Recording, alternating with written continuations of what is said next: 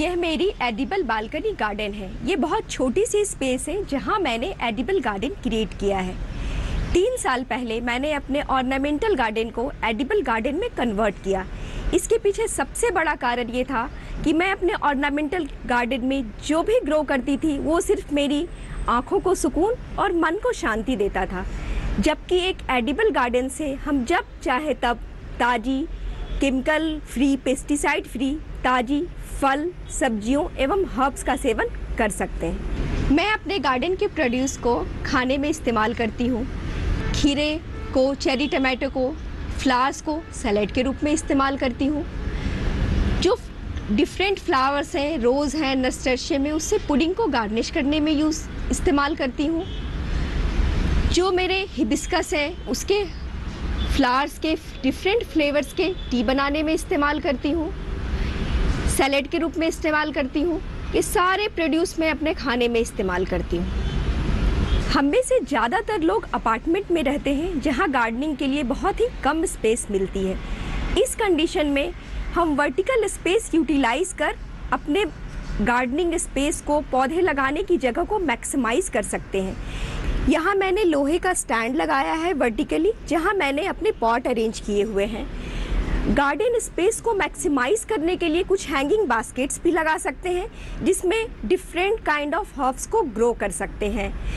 और इतना ही नहीं, गार्डन स्पेस को यूटिलाइज करने के लिए हम वॉल्स को भी यूज कर सकते हैं। वहाँ वॉल में भी वॉल माउंटेड कुछ स्टैंड लगाकर हम अपने पॉट्स को अरेंज कर सकते हैं। मेरी बालकनी एल शेप की है। यहाँ पर करीब 100 स्क्वायर फीट की जगह है, जहाँ पर मैंने तरह तरह के फूल, फल, सब्जियाँ, औषधीय पौधे एंड हर्ब्स लगा रखे हैं। इसकी खास बात यह है कि यहाँ पर उगने वाले हर पौधे का इस्तेमाल हम खाने में कर सकते हैं।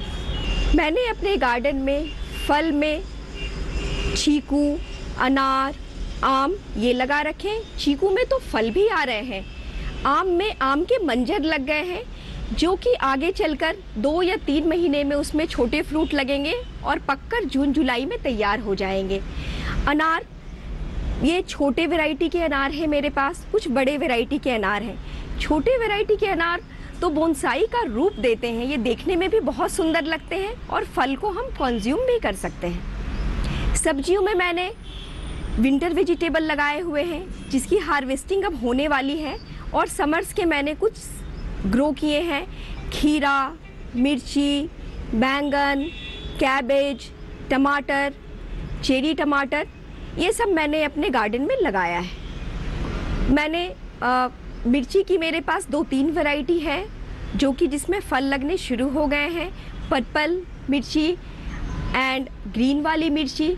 इसके साथ मैंने जो हर्ब्स ग्रो करे हैं उसमें सैलरी है, पार्सले है, पॉक चोई है, लेट्यूस है, जिनका मैं सैलेड के रूप में हम इसको इस्तेमाल करते हैं। कुछ औषधीय पौधे लगा रखे हैं, भृंगराज, ब्राह्मणी, शतावरी, मिंट, इसबगोल। ये औषधीय पौधे हमारे समय समय पर किसी तरह की बीमारी में काम आते हैं, जो कि बहुत आसानी से हमें घर पर ही उपलब्ध हो जाती है। हम सब्जियों और फल का इस्तेमाल तो खाने में करते ही हैं, इसके साथ साथ फूलों का इस्तेमाल भी खाने में करते हैं। जिन फूलों का इस्तेमाल हम एडिबल पर्पस के लिए करते हैं, वो मैंने फूल लगा रखे हैं। Marigold, carnation, gerbera, geranium, stock, calendula, nasturtium के तो फूल के साथ साथ पत्तों का भी उपयोग करते हैं हम अपने खाने के लिए। यहाँ पर फूलों में मैंने कार्नेशन, जो कि खाने के पर्पस में यूज़ होता है, एंड लिलीज ये भी लगाए हुए हैं। एडिबल गार्डन तो क्रिएट कर लिया। यहाँ पर इस गार्डन को एंजॉय करने के लिए मैंने सिटिंग अरेंजमेंट भी बनाई है, ताकि बैठकर इस गार्डन का आनंद ले सके।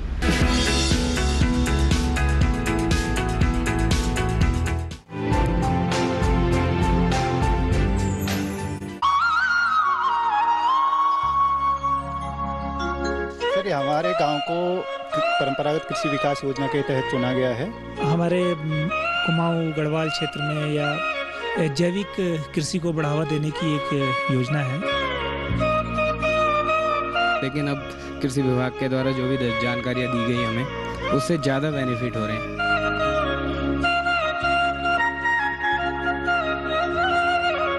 पहले गोबर से करते थे, जब कृषि विभाग ने हमको ये वर्मी कंपोस्ट का दिया है तब हम उसका भी उपयोग कर रहे हैं। देखिए दूरदर्शन किसान पर कार्यक्रम चौपाल चर्चा, परंपरागत कृषि विकास योजना, 4 जुलाई सोमवार सुबह 9 बजे, पुनः प्रसारण रात 9:30 बजे।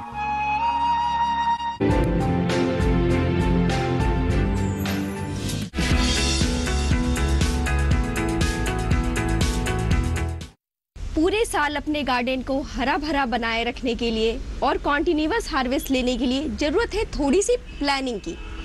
हमें कुछ बातों का ध्यान रखना है। सबसे पहला कि हमारे गार्डन में सूर्य की रोशनी कितने देर आती है। जब मैंने ये फ्लैट लिया था तो ईस्ट फेसिंग होने की वजह से मेरे गार्डन में सुबह से लेकर लगभग दोपहर से ज़्यादा देर तक की धूप आती थी।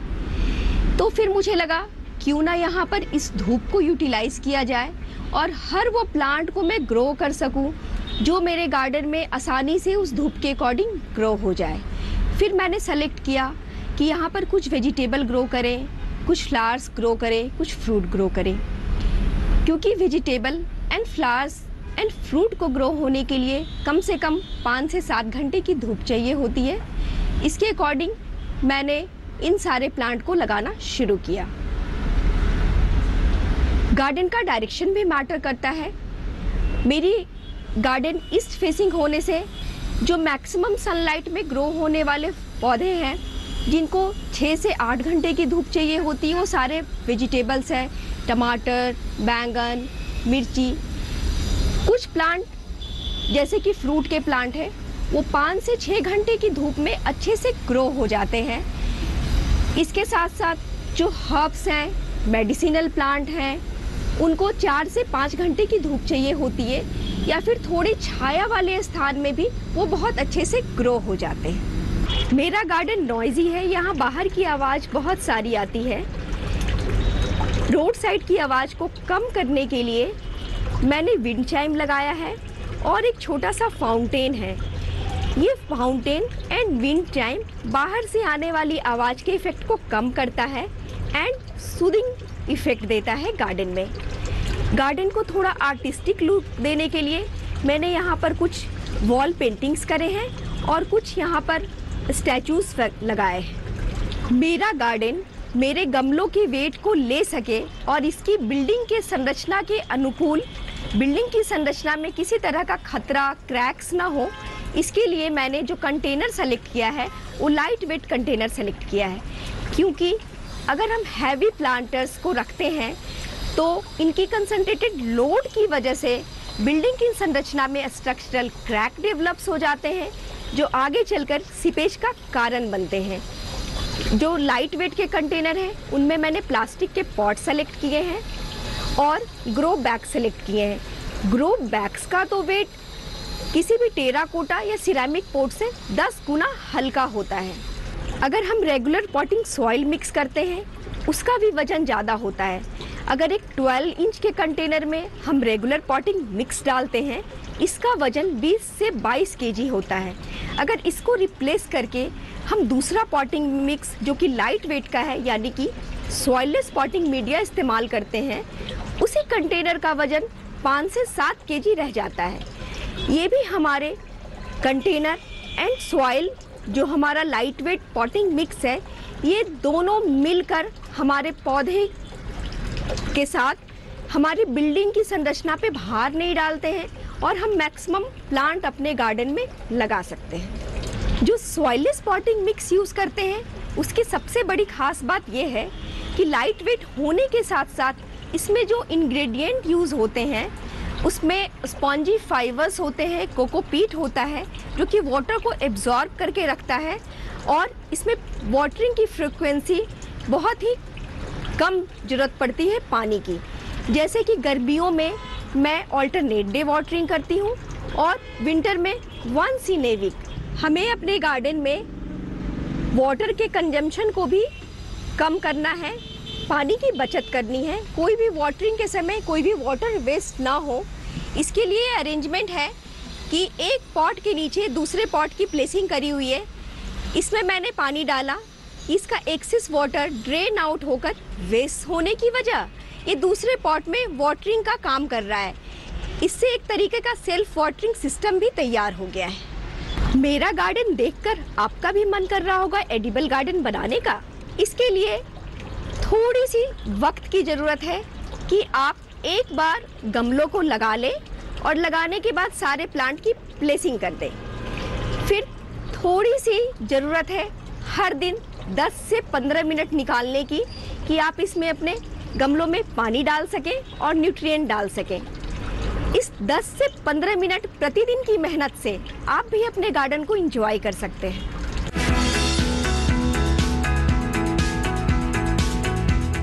हम अपने एडिबल गार्डन में एक और ख़ास बात का ध्यान रखें कि जो हम खाना पसंद करते हैं वही ग्रो करें।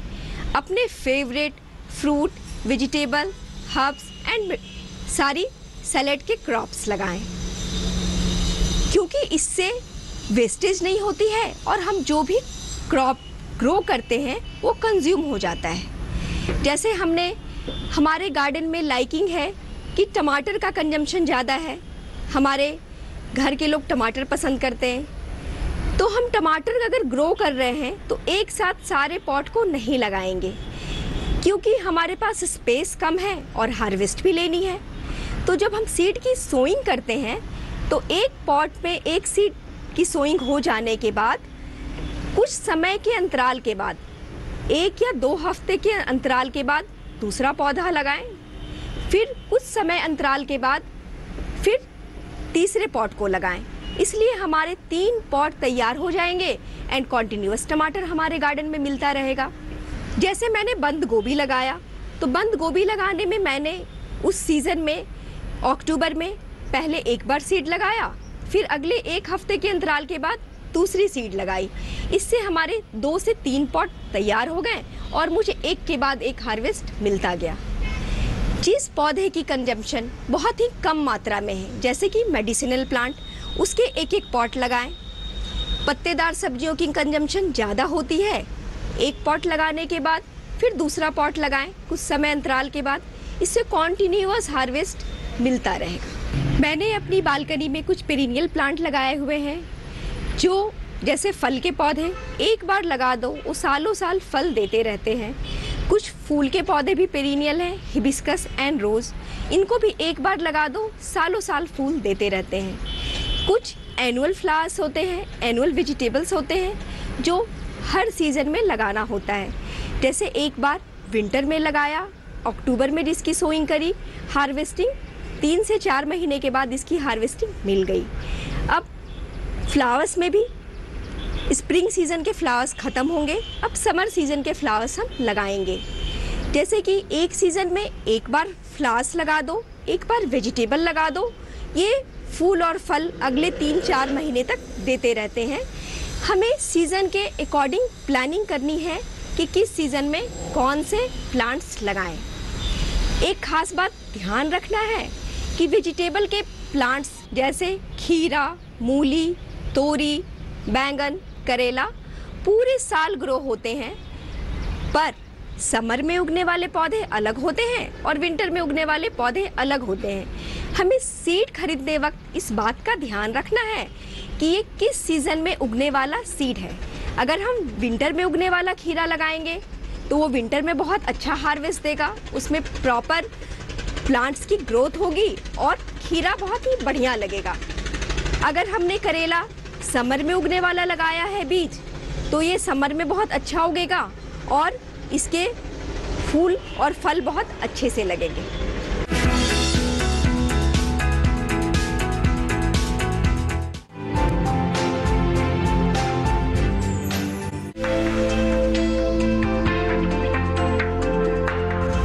बरसात के मौसम में चींटियां बढ़ाती हैं पशुपालकों की परेशानी।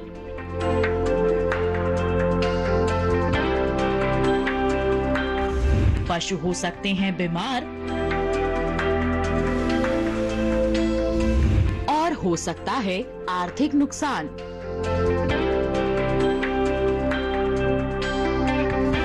देखिए पशुओं में चींटियों का प्रकोप, लक्षण और बचाव अपना पशु चिकित्सक में इस रविवार शाम 6:30 बजे सिर्फ दूरदर्शन किसान पर।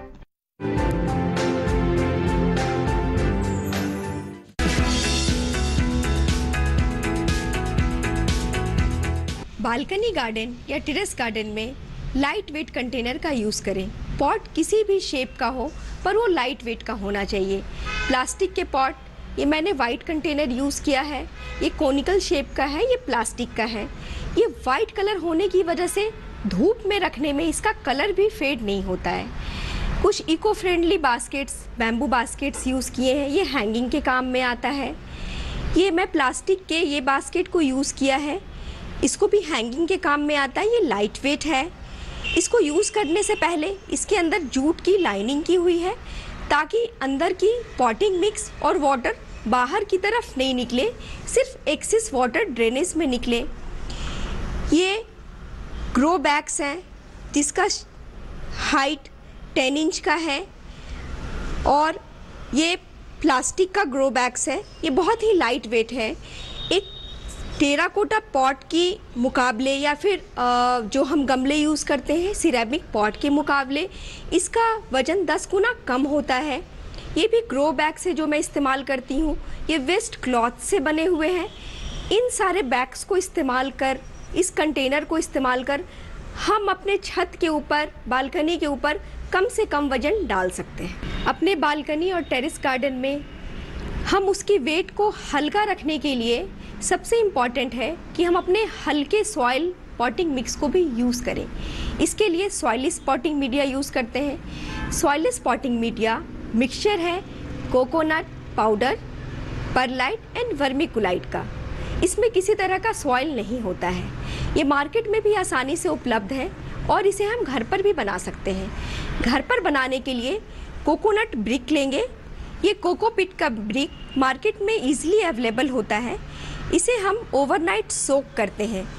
जब हम ओवरनाइट सोक करते हैं, इसके स्पॉन्जी फाइबर्स वाटर को एब्जॉर्ब करते हैं और ये 5 से 6 गुना पानी को एब्जॉर्ब करते हैं और ये अपने वेट से 7 से 8 गुना बढ़ जाते हैं। कोकोपीट सोक करने के बाद जो नीचे की तली में कुछ वेस्ट मटेरियल, सैंड्स जैसे जम जाते हैं, उसको हम डिस्कार्ड करेंगे, उसको नहीं लेंगे।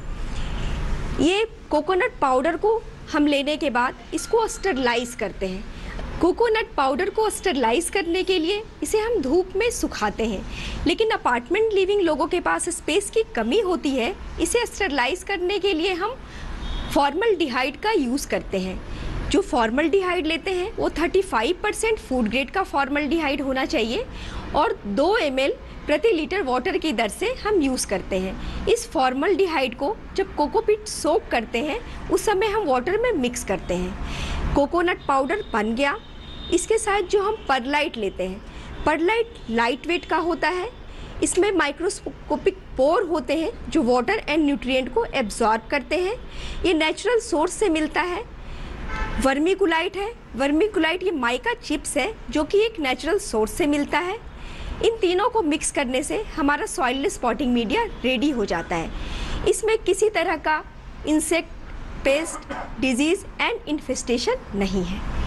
इसमें हम वर्मी कंपोस्ट मिलाते हैं। वर्मी कंपोस्ट में थोड़े बहुत चांसेस होते हैं कि इसमें कॉन्टामिनेशन आ सकते हैं, कोई फंगल डिजीज़ आ सकता है, लेकिन अपने गार्डन को पूरी तरह से डिजीज से फ्री करने के लिए हम अपने वर्मी कंपोस्ट को मिलाने से पहले ट्राइकोडर्मा से ट्रीट करते हैं। ट्राइकोडर्मा एक बायो फॉर्मुलेशन है, एक तरह का फंगीसाइड है। अब ये डिजीज़ फ्री वर्मी कंपोस्ट को हम जो हमने मिक्सर बना लिया, परलाइट, वर्मिकुलाइट एंड कोकोपीट, इसमें मिक्स करेंगे। इससे हमारा सॉइललेस पॉटिंग मीडिया तैयार हो गया। ये लाइट वेट है और ये हमारे भार को, कंटेनर को हल्का रखेगा और ये बहुत ही अनुकूल है पौधे को लगाने के लिए।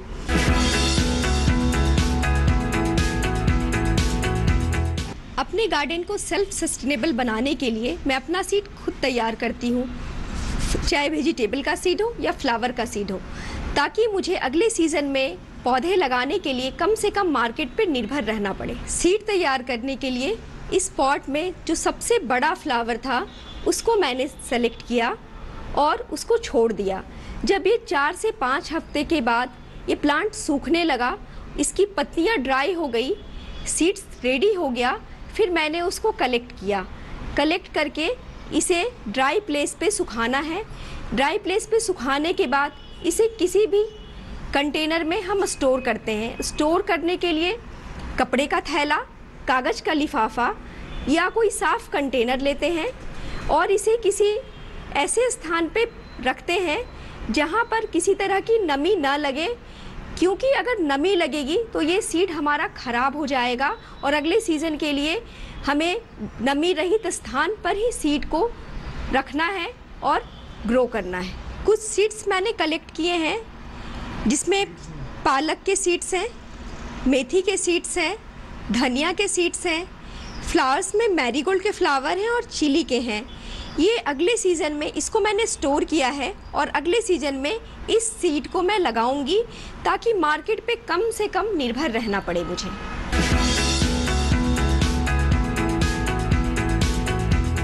एडिबल गार्डनिंग के समय हम कुछ गलतियां करते हैं। हमें क्या नहीं करना है? पानी कभी भी दोपहर में ना डालें। पानी सुबह या शाम के वक्त डालें। धूप में पानी डालने से पौधों के झुलसने का खतरा बना रहता है। एक गमले में एक सीज़न में एक क्रॉप लगाने के बाद उसी नेचर का क्रॉप उसमें ना लगाएं। ऑल्टरनेट क्रॉपिंग करें। ऑल्टरनेट क्रॉपिंग जैसे एक सीज़न में एक गमले में हमने कोई जड़ वाले पौधे, मूली या गाजर लगाया है तो अगले सीज़न में हम कोई पत्तेदार सब्जी या दाल वाले पौधे लगाएं। ऐसा करने से पॉटिंग मिक्स की उर्वरकता बनी रहती है। कुछ समय के अंतराल के बाद कंटेनर की प्लेसिंग को चेंज करते रहें और पॉट को रोटेट करें। ऐसा करने से प्लांट में इक्वल कैनोपी डेवलप होती है। हम अपने गमलों का भार हल्का रखें। हम भारी गमलों का चयन न करें। गमलों का भार हल्का रखने से ये छत की बिल्डिंग के लोड बियरिंग कैपेसिटी के अकॉर्डिंग कंपैटिबल होता है और हम ज़्यादा से ज़्यादा गमले लगा सकते हैं। जब हम एडिबल फ्लावर का इस्तेमाल करते हैं, कभी भी फ्लावर्स के पूरे भाग का इस्तेमाल ना करें। फ्लावर्स के सिर्फ पेटल्स का इस्तेमाल करें। फ्लावर के स्टेमन एंड पिस्टल का इस्तेमाल ना करें, क्योंकि इसमें किसी तरह के इंसेक्ट होने का खतरा हो सकता है। इस तरह से हम अपने एडिबल गार्डन को पूरे साल हरा भरा बनाकर रख सकते हैं, कॉन्टिन्यूअस हार्वेस्ट ले सकते हैं और अपने गार्डन को एंजॉय कर सकते हैं।